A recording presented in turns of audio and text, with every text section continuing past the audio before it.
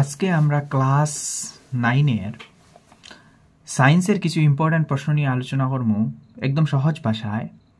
MCQ সায়েন্সের class 9 সায়েন্সের important MCQ 2025 জন্য কিছু নিয়ে আমরা আলোচনা করব, যেগুলা এক্সামিনেশনে 2025 বোর্ডের এক্সামিনেশনে আসার জন্য খুব বেশি ইম্পর্টেন্ট প্রশ্ন, সেগুলো নিয়ে আমরা কিছু আলোচনা করব।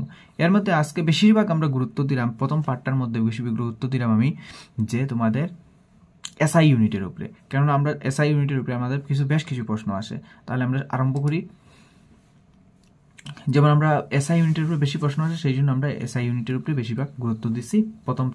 প্রথম যেটা, কারণ এসআই ইউনিট থেকে আমরা 2 মার্ক 3 মার্ক আমরা অটোমেটিক্যালি 2 মার্ক আই যাব।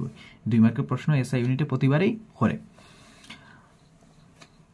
তাহলে আমাদের প্রথম প্রশ্ন হলো choose the correct option from the following. তো নিচের থেকে আমরা সঠিক উত্তরটা বাইর হতাম, যেটা বাংলায় লেখা রইব। তা আমরা প্রথম প্রশ্নটা পড়ি।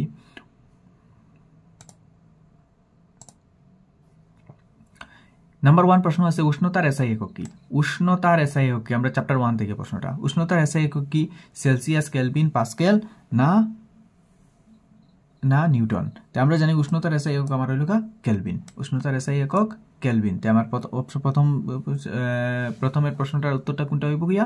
প্রথম কোয়েশ্চেনের উত্তরটা হইব গিয়া আনসার নাম্বার বি। উষ্ণতার এসআই একক হচ্ছে কেলভিন। তাহলে আমরা 2 নম্বর প্রশ্নে চলে যাই। 2 নম্বর প্রশ্নের মধ্যে আছে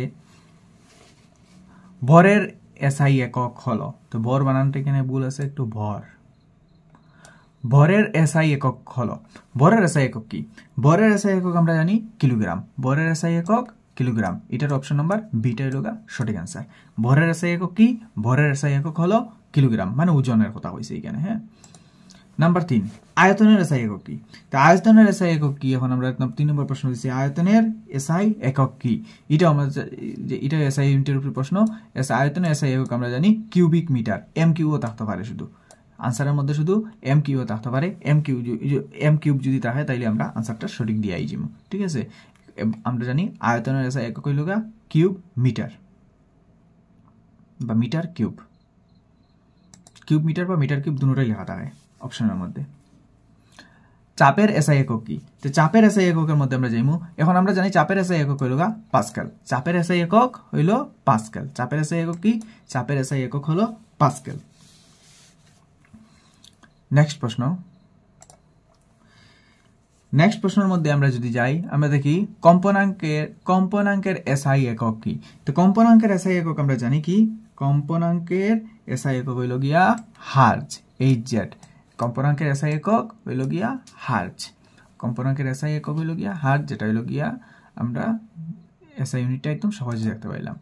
পর্যায়কালের এসআই একক কি? এখন পর্যায়কালের এসআই একক হইল গিয়া সেকেন্ড। পর্যায়কালের এসআই একক হইল সেকেন্ড, যেটা সিগনিফাই করা হইব এস দিয়া, যেটা সংকেত থাকে এস দিয়া। তো পর্যায়কালের এসআই এককটাও আমরা পাই গেলাম। নেক্সট প্রশ্ন শক্তির এসআই একক কি? শক্তির এসআই একক হইল গিয়া জুল। শক্তির এসআই একক জুল, যেটা দিয়া রইব জে দিয়া, যেটা দিয়া থাকে জে দিয়া, যেটার সিম্বলটা দেওয়া থাকে জে দিয়া। শক্তির এসআই একক হইল গিয়া জুল।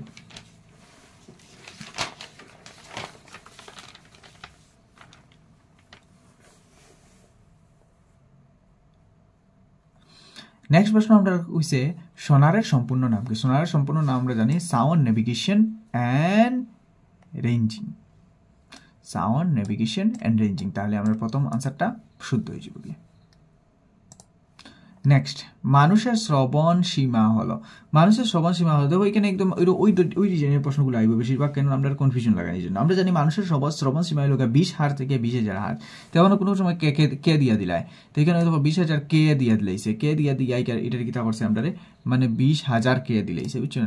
মানে কে মানে আমরা যত 1000 বুঝায়, তাইলে এটা রং হয়ে যাবে। আমরা আনসারের বুকে 20 হার্স থেকে 20,000 হার্স, ওখানে দেখো 2 দিয়ে দিলেছে, ওখানে 2 দিয়ে দিলেছে, এরকম অপশনের মধ্যে আমরা বেজান পেরাসারা লাগাইবো। সেই জন্য আমরা যাতে কেয়ারফুলি দেখতে পারি, যেটা আমরা জানা আছে সেই জিনিস নিয়ে আমরা লেখিয়ে আইতে পারি আনসারটা। অথচ আমার কেন 20 হার্স এইরকমই দিতে পারে, 20 হার্স এইচ জেড, 20 হার্স দিয়া এখানে হতে পারে 20